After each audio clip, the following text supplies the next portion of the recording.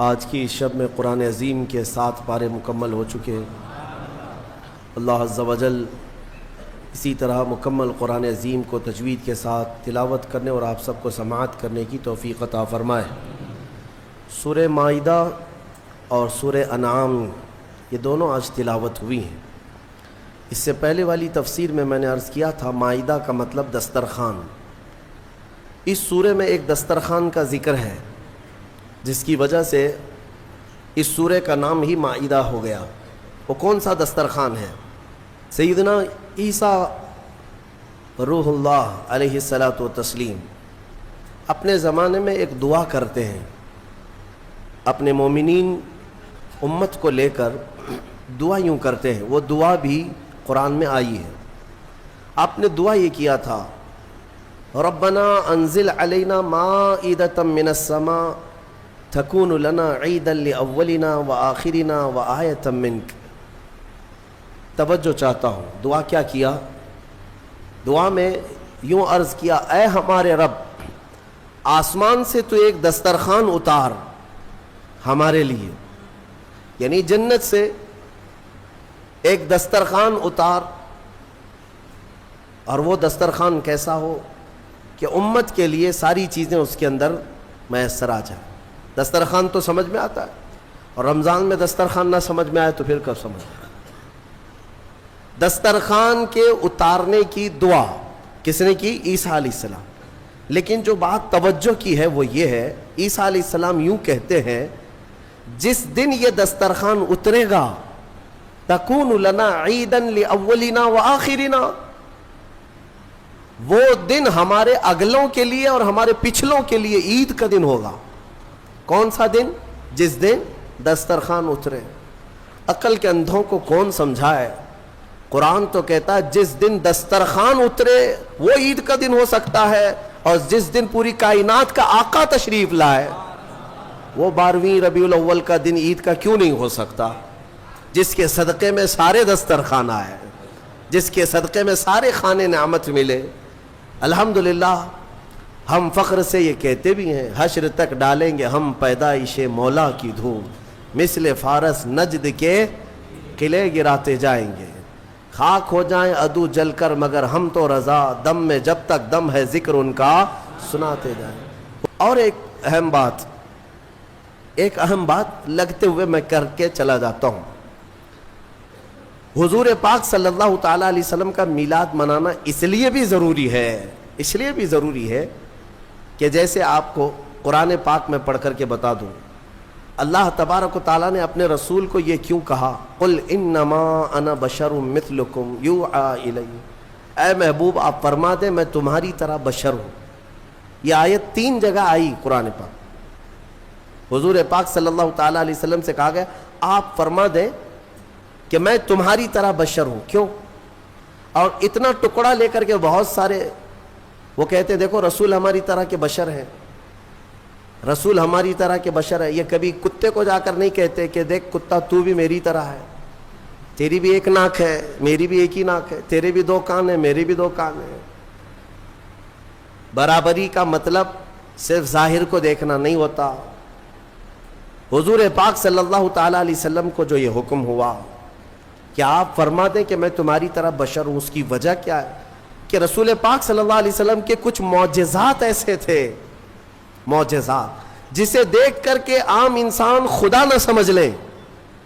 جیسے عیسیٰ علیہ السلام دنیا میں جو آئے بغیر باپ کے آئے، ان کی ماں حضرت بی بی مریم کو کسی مرد نے چھوا تک نہیں پوری زندگی بھر، اس طرح ان کی پیدائش ہوئی۔ تو ان کی چاہنے والے محبت میں اتنا غلو کر گئے کہ عیسیٰ علیہ السلام کو خدا ہی سمجھنے لگ گئے یا خدا کا بیٹا کہنے لگ گئے۔ عزیر علیہ السلام کی بات میں نے کہا ابھی 2 دن پہلے تفسیر میں سنا آپ نے، 100 سال اللہ نے ان کو سلایا، پھر اٹھایا، پھر وہ واپس اپنی قوم میں آئے۔ تو یہودیوں نے جب دیکھا کہ 100 سال کے بعد بھی جوان ہے تو یہ اللہ کا بیٹا ہے، تو عجیب و غریب چیزوں کو دیکھ کر کے قوم کبھی کیا کرتی، الگ الگ عقیدے بنا لیتی ہے۔ میاں وہ تو عیسیٰ علیہ السلام کا ایک معجزہ ہے، عزیر علیہ السلام کا ایک معجزہ ہے، یہاں میرے رسول کے تو پل پل معجزے ہیں۔ ہاں ہر گھڑی معجزے. تو یہ سارے معجزوں کو دیکھ کر کے کوئی یہ نہ کہے یہ رسول کیسا ہے, اس کی چاند پہ بھی چلتی ہے, سورج پہ بھی چلتی ہے, چاند کو کہے تو پھٹ جائے, سورج کو کہے تو ڈوبنے کے بعد نکل آئے, تو یہ خدا تو نہیں ہے. تو اللہ تعالیٰ نے حکم کیا فرمایا, آئے محبوب آپ فرما دیں کہ میں تمہاری طرح بشر ہوں. یہ بات میں اس لیے عرض کر رہا ہوں کہ سنیوں یہ بات ہمیشہ کان کھول کر کے سن لینا کہ اللہ رب العزت کے ساتھ کبھی بھی ہم رسول کو شریک نہیں کر سکتے, نہ ہی نبی کا درجہ خدا تک بڑھائیں گے, کبھی نہیں.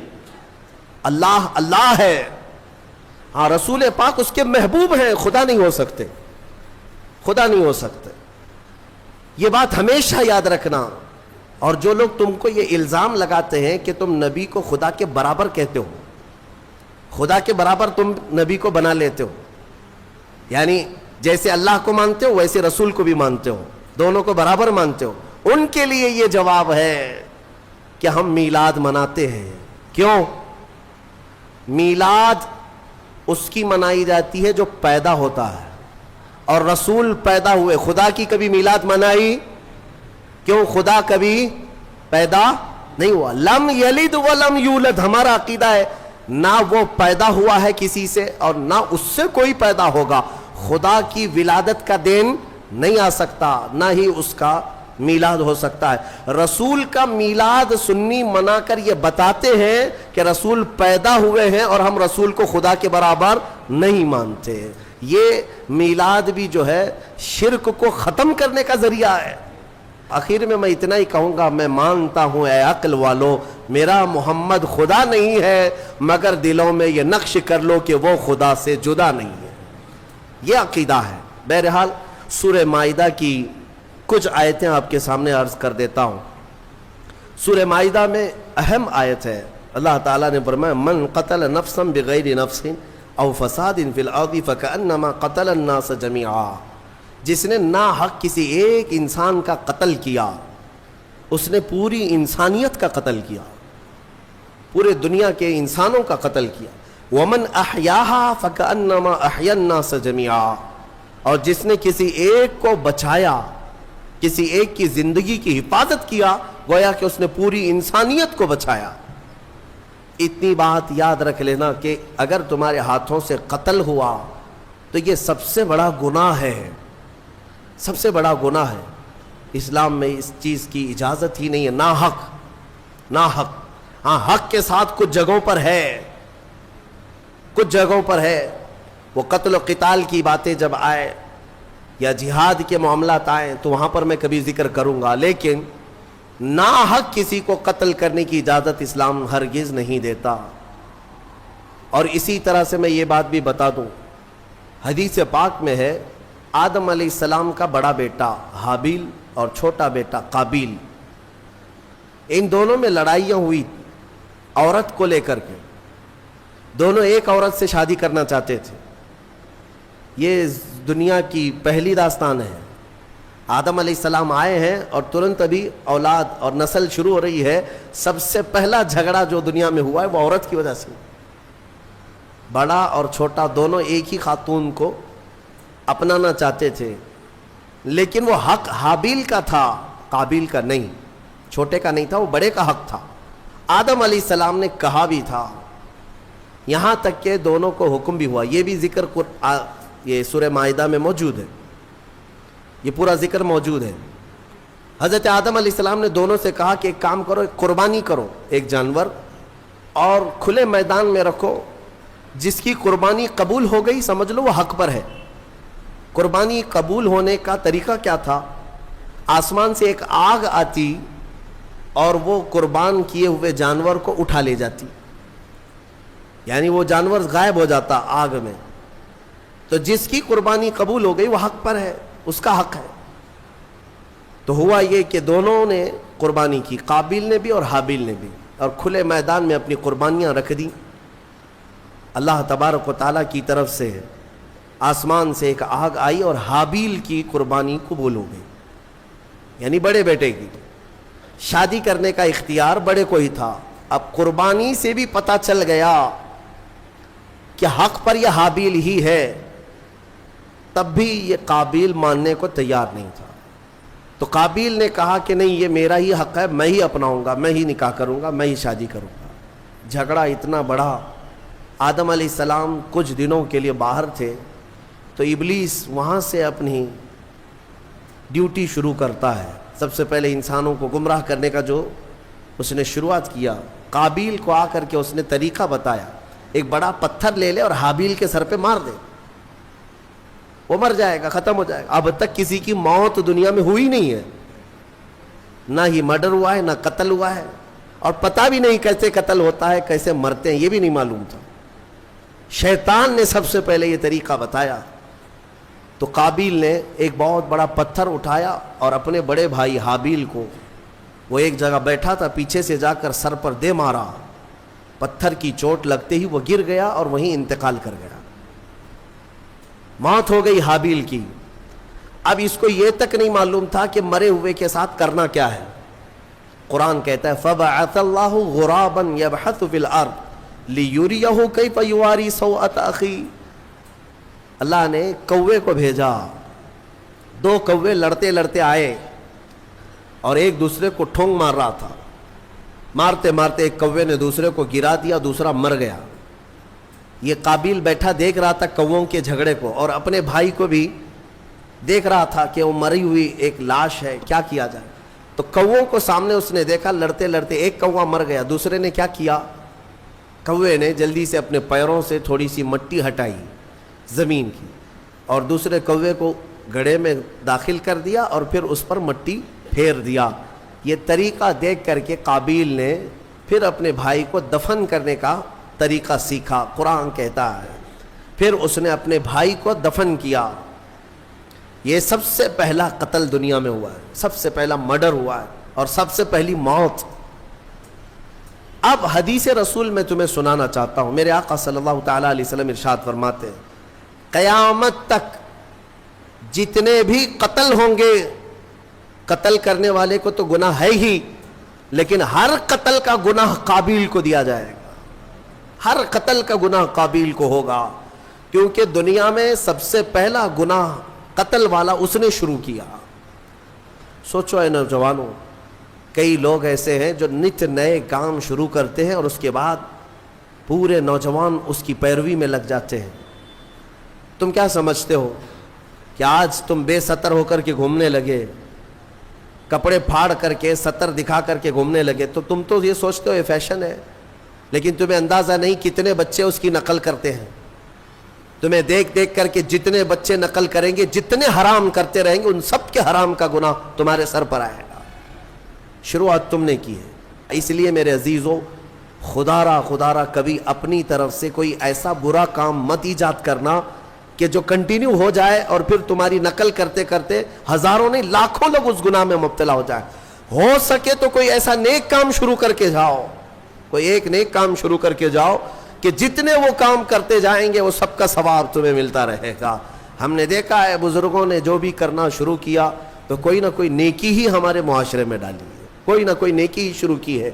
آج پوری دنیا میں جہاں جہاں بھی جاتا ہوں دیکھتا ہوں، ہندوستان بھر کے ہر خطے میں، ہر علاقے میں چھوٹی چھوٹی گلیوں سے بھی بچے نکلتے ہیں، ہمیں دیکھتے ہیں تو لبیک یا رسول اللہ کہتے ہیں، لبیک یا رسول اللہ، لبیک یا رسول اللہ، یہ نعرہ لگاتے ہیں. اس نعرے کو دینے والا ایک مرد قلندر خادم حسین رضی، سب کو پتا ہے، دنیا جانتی ہے، ایک نئے کام کی ابتدا کیا تھا اور وہ تو قبر میں سو رہا ہے. لاکھوں جو نعرہ لگاتے ہیں سب کا ثواب اس کی قبر میں پہنچتا رہے گا. ہو سکے تو کچھ ایسا کرو کہ جس سے تمہاری قبر میں اجر کا سلسلہ کنٹینیو ہو جائے. ایسا نہیں کہ گناہوں کی شروعات کر دیا. نعوذ باللہ من ذالک. کئی نوجوانوں کو ہم نے دیکھا کہ ان کو جو کچھ بھی ملا ہے، ارے بڑے پڑھے لکھے نوجوان، ان کی پوری راتیں، ان کا پورا دن ٹک ٹاک پہ گزرتا رہا ہے، مجرے کرنے میں، ننگے ہونے میں، نئے نت نئے کام شروع کرنے میں. ایسے نوجوانوں کو دیکھا جو مخنث بننا پسند کرے، ہجڑا بننا پسند کرتے ہیں، صرف لوگوں کو ہنسانے کے لیے، دکھانے کے لیے. مرد عورتوں کا لباس پہن کر کے، عورتیں مردوں کا لباس پہن کر کے ناچ کر کے دکھائے. ہم نے پوچھا یہ کیا ہے، اس سے ہوتا کیا ہے؟ کہا بس منورنجن ہے۔ کہا پھر تیار رہو قبر میں سارے منورنجن کے لیے۔ اللہ تبارک و تعالی برائیاں ایجاد کرنے کی بجائے ہمیں اچھائیوں کی ایجاد کرنے کی توفیق عطا فرمائے۔ میں نے جو آیت ذکر کی آپ کے سامنے، جس نے ایک قتل کیا اس نے پوری دنیا کا قتل کیا۔ اس تفسیر میں ایک بہت ہی پیاری حکایت مولا علی کرم اللہ وجہہ الکریم کے متعلق ملتی ہے۔ حضرت علی کے زمانے میں ایک ایسا معاملہ پیش آیا، ایک آدمی کا مرڈر ہو گیا، چاقو وہاں پڑی ہے، خون میں وہ لت پت ہے، اور اس کے قریب ایک آدمی کھڑا تھا۔ پولیس گزر رہی تھی، اس زمانے کی جو پولیس رہی ہو، دیکھا ایک آدمی کا قتل ہوا ہے، تازہ خون بہ رہا ہے، چھری ہے، اور ایک آدمی ہے وہاں پر، اس کو پکڑ لیا، وہی قاتل ہے، کوئی اور تھا ہی نہیں، آس پاس کوئی نہیں تھا، اس کو پکڑ لیا۔ وہ اس وقت اس لیے پکڑا کہ ظاہری حالات تو یہی بتا رہے تھے کہ وہ قاتل ہے، یہ اس زمانے کی بات ہے۔ یہاں تو ایسا ہے کہ دلی میں ہو جائے تو یہاں کرناٹک میں آ کے اٹھا لے جائیں گے، یہاں تو کوئی مسئلہ نہیں ہے کہ کہیں سے بھی کوئی بھی چاہے نشان نہ ملے اٹھایا جا سکتا ہے، لیکن اس وقت حالات ایسے تھے کہ قاتل جو ہے کوئی نظر نہیں آیا سوائے اس ایک آدمی کے، اس کو پکڑ کر لایا گیا حضرت علی کرم اللہ وجہہ الکریم کی بارگاہ میں۔ تو پھر وہاں پر فیصلے میں ثابت ہو گیا کہ اسی نے قتل کیا، کیونکہ سپاہی جو تھے وہ گواہی دے رہے تھے کہ ہم نے اس کو دیکھا ہے، رنگے ہاتھوں پکڑا ہے، اس کے جسم پر خون کے دھبے بھی تھے، اور کون ہوگا؟ تو بہرحال حضرت علی نے فیصلہ سنایا کہ قاتل ہے، اس کی سزا قتل ہے، قصاص میں قتل ہوگا۔ اب اس کو پھانسی پر چڑھایا جا رہا تھا۔ تھوڑی دیر گزری تھی کہ عدالت میں ایک شخص دوڑتا دوڑتا آیا، اس نے کہا کہ امیر المومنین وہ شخص ناحق مارا جا رہا ہے، وہ پھانسی پر چڑھ رہا ہے ناحق، وہ قاتل نہیں ہے، آپ اسے چھوڑ دیں، آزاد کر دیں۔ حضرت علی نے پوچھا پھر قاتل کون ہے؟ اس نے کہا میں ہوں، میں نے قتل کیا، لیکن میں وہاں سے ایسے غائب ہو گیا تھا کہ یہ شخص موجود تھا، اس نے چھری بھی اٹھائی اور اس کے ہاتھ پیر خون سے لال بھی تھے، لیکن اصل میں مجرم ہوں، اسے چھوڑ دیں، مجھے اس پر ترس آ گیا کہ ناحق وہ مارا جا رہا ہے، اس لیے میں حاضر ہو گیا، اسے چھوڑ دیں۔ حضرت علی نے اسے چھوڑ دیا۔ اب جو اصلی قاتل تھا اسے پکڑا گیا، اس کو لایا گیا۔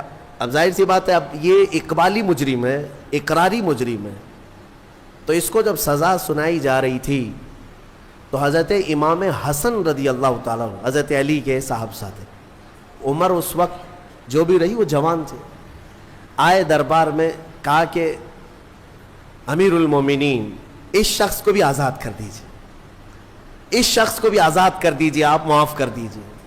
کہا کیسے؟ ایک قاتل کو کیسے آزاد کیا جا سکتا ہے؟ تب حضرت امام حسن نے اسی آیت سے استدلال کیا، دلیل میں یہ آیت پیش کیا، ابا جان کیا ہم نے قرآن میں یہ نہیں پڑھا؟ اللہ تعالیٰ فرماتا ہے جس نے کسی ایک کا قتل کیا گویا کہ اس نے پوری انسانیت کا قتل کیا، تو قاتل کو سزا تو ہونی ہے، لیکن آگے رب نے یہ بھی فرمایا جس نے کسی ایک کو بچایا اس نے پوری انسانیت کو بچایا۔ اس ایک بندے نے ناحق مرنے والے کو بچا لیا، آپ کے ہاتھوں وہ پھانسی پر چڑھ جاتا، ناحق مرتا، اس کو اس نے بچایا، اس بچانے کی وجہ سے اس کو آپ آزاد کر دیں۔ فیصلے میں اس شخص کو آزاد کیا گیا۔ میرے عزیزو، یہ آیت کریمہ سے میں یہ بتانا چاہوں گا کہ الحمدللہ اسلام نہ کبھی آتنک، نہ دہشت، نہ ٹیرر جیسے الفاظ کا اپیوگ کرتا ہے، استعمال کرتا ہے، اور نہ ہی ہم نے کبھی اپنی ڈکشنریوں میں اس کو دیکھا ہے۔ تو بہرحال میں جو بات عرض کر رہا تھا وہ یہ ہے کہ قتل کے معاملات کو لے کر جو پروپیگنڈا پھیلایا جاتا ہے، اگر میں آنکڑے رکھوں نا، تعداد رکھوں تو حیرت میں آنکھیں پھٹی رہ جائیں گی۔ حضور پاک صلی اللہ تعالیٰ علیہ وسلم کے کل جو غزوات ہوئے نا، جنگیں 17 ہیں۔ حضور نے 10 سال میں کتنی جنگوں میں شرکت کی؟ 17۔ اور پورے ٹوٹل 17 جنگوں میں کتنے لوگ مرے تھے؟ کتنے لوگ؟ پورے ٹوٹل 17 جنگوں میں، 17 غزوات میں جو مخالف پارٹی کے لوگ مرے ہیں ان کی کل تعداد 248۔ ٹوٹل کتنی؟ 250 کے قریب 10 سال کے اندر مرے ہیں. 10 سال کے اندر 250 پوری کاؤنٹ کریں گے.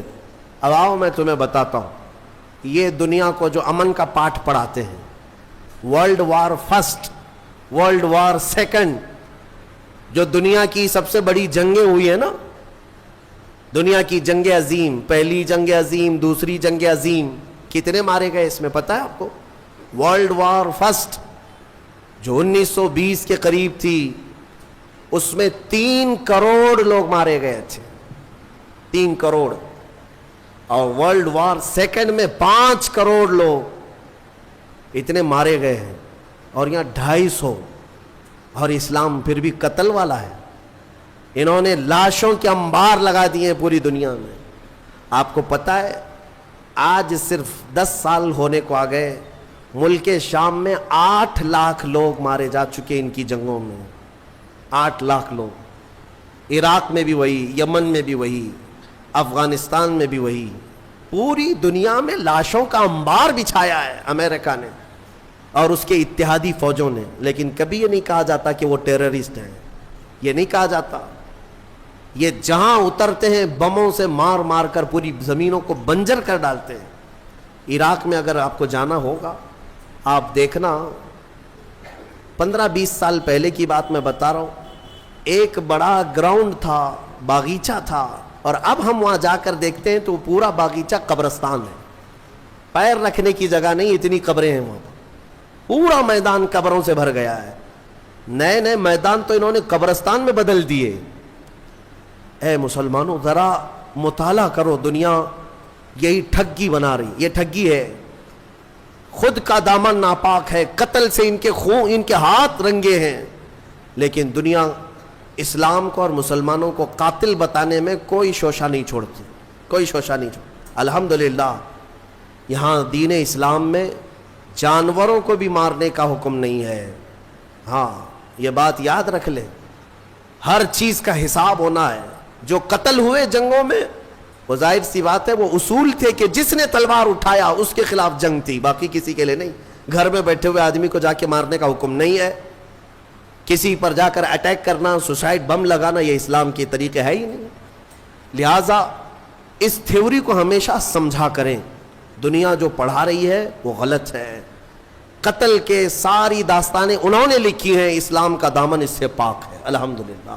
ہاں چند جماعتیں جو ابھی پوری دنیا میں مسلمان نام سے پنپتی ہیں, میں یقین کے ساتھ کہتا ہوں ان کا اسلام سے کوئی تعلق نہیں. چاہے وہ IS ہو یا پھر لشکر یا کوئی دوسری تنظیمیں جو ناحق مسلمانوں کا خون بہاتی ہیں یا ناحق کسی پر اٹیک کرتی ہیں. اسلام کا یہ طریقہ کار ہے ہی نہیں, اور یہ حقیقت میں انہی کے پالے ہوئے لوگ ہیں, انہی کے پالے ہوئے لوگ. ہم نے عراق میں سنا بھی ہے, معلوم بھی کیا ہے یہ آئے کہاں سے تھے. یہ IS اور داعش یہ سب کے سب انہی یہودیوں اور امریکہ کے پیدا کیے ہوئی جماعتیں تھیں, ان کو سپورٹ وہیں سے تھا. باقی ایک بات میں آپ کو بتا دیتا ہوں, ایک عیسائی پادری گزر رہا تھا اپنی 2 بیٹیوں کے ساتھ کار میں. توجہ چاہتا ہوں, بہت اہم بات ہے. وہ کار میں جا رہا تھا اور کچھ گن لے کر کے کھڑے تھے, گن لے کر کے, بڑی بڑی داڑیاں تھی, اسلامی لباس تھا, اور وہ جس کو دیکھو اس کو مار رہے تھے راستے میں. بیچ راستے میں اس عیسائی پادری کو بھی روک دیا انہوں نے. 2 بیٹیاں بھی تھی اس کے ساتھ. اتارا, کہا کہ تو مسلمان ہے یا غیر مسلم ہے؟ اس نے کہا میں مسلم ہوں. اس نے کہا میں مسلم ہوں. کہا تو پھر قرآن پڑھ کے دکھا. تو اس نے پڑھنا شروع کیا, بائبل پڑھا اس نے, عربی میں جو بائبل تھی وہ پڑھا. پڑھنے کے بعد انہوں نے کہا ٹھیک ہے جاؤ, تمہارا راستہ ٹھیک ہے, کلیئر ہے. وہ آگے چل پڑا. اس کی بیٹیاں پوچھنے لگی بابا آپ کو تو قرآن آتا نہیں, آپ تو بائبل پڑھے اس کے سامنے. اس عیسائی نے کہا بیٹا میرا یقین ہے قرآن کا پڑھا ہوا اگر ہوتا تو ایسا ظالم کبھی نہیں ہوتا. اس کو قرآن آتا ہی نہیں, مجھے یقین تھا. اور قرآن اگر آتا تو ایسا ظالم نہیں بنتا کہ راستے میں کھڑے ہو کر ناحق لوگوں کا قتل کر رہا ہوتا.